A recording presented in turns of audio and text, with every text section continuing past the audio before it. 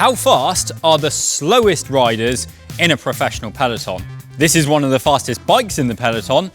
That's the Tumble, and tomorrow, the Tour of Britain ride up it. So, in this video, I'm gonna ride up it.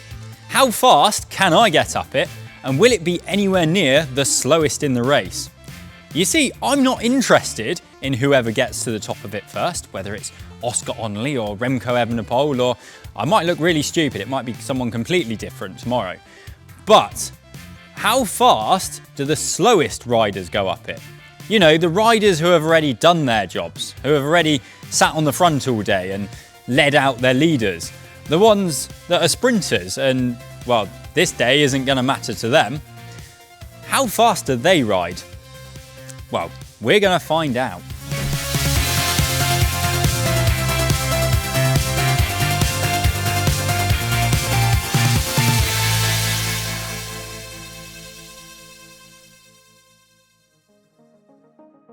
Now, the Tumble was arguably the hardest climb of this year's race, and it was tackled not once, but twice during the Stage 5 Queen stage.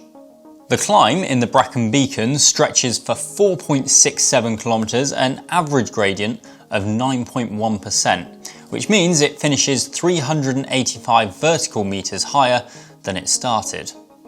It was Remco Evenepoel who took the honours on the final ascent, taking the com in the process with a time of 12 minutes and 27 seconds. In fact, the first 10 finishers beat the previous KOM, which was held since 2014 when the Tour of Britain last went up it. Clearly, these riders are different gravy, and going after one of their times would be silly. But who was the slowest rider up it? Well, the answer is Paulo Fernandes of Team Anicolor TN21. But the slowest time that we could find on Strava belonged to Victor Lefay of Team Decathlon AG2R, and he did it in a time of 19 minutes and 17 seconds. He was the penultimate finisher of Stage 5 of the Tour of Britain. So, can we beat him?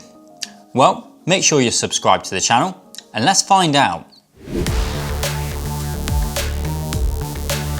This year, the Tour of Britain took the Tumble from the Abergavenny side, and it starts off as a fairly gentle incline, although you do climb a bit further from Abergavenny. So we set off, it was about 5% average, and then you hit the first hairpins, and this is where I ran out of gears. Even so, I knew that it was on these steep sections that I had to keep pushing, as this is where a lot of time is made or lost. And in some sections it hits 12–13%. As I came out of the trees, I knew I had to dig deep and decided to dig in. Although I probably dug in a bit too hard, because as I passed the sheep at the top, I was absolutely cooked. It's at this point that the hill flattens out. It turns into about a 3–4% climb, although there are some steeper ramps, and I can't even blame it on a headwind. I was just riding slowly. It was kind of a crosswind, but as I was doing it the day before the Tour of Britain, they had a similar wind, so I definitely can't use that as an excuse.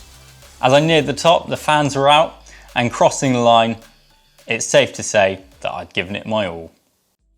So, what was the result of all my sweat and tears? Well, I've got my time here on Strava. I've just uploaded my ride, and it says that I did the segment in a time of 19 minutes and 43 seconds. So how does that compare to the slowest on Tour of Britain day? Well, a lot of people rode up it on Tour of Britain day, I'll tell you that, but I've weeded out the pros, and it appears that I'm still 20 seconds or so slower than the slowest time on Saturday. According to Strava, Lefay averaged 288 watts for his effort.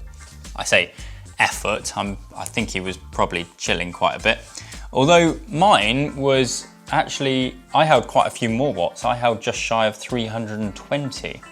Now, there's probably two reasons for this. Number one, I didn't start off in a peloton, and that might have helped on the lower, flatter sections a little bit. And B, I don't weigh 65 kilos. That's probably the bigger one. Either way, I reckon I must have Lefay worried, because he's considering his retirement at the end of the year. Sorry, Lefay. So, there you go. Even when a professional cyclist is feeling under the weather or saving their legs for tomorrow, or just not bothering. They're still probably faster than you. They're certainly faster than me. If you enjoyed this type of content, then please make sure you subscribe to the channel, give this video a like, and we'll see you next time.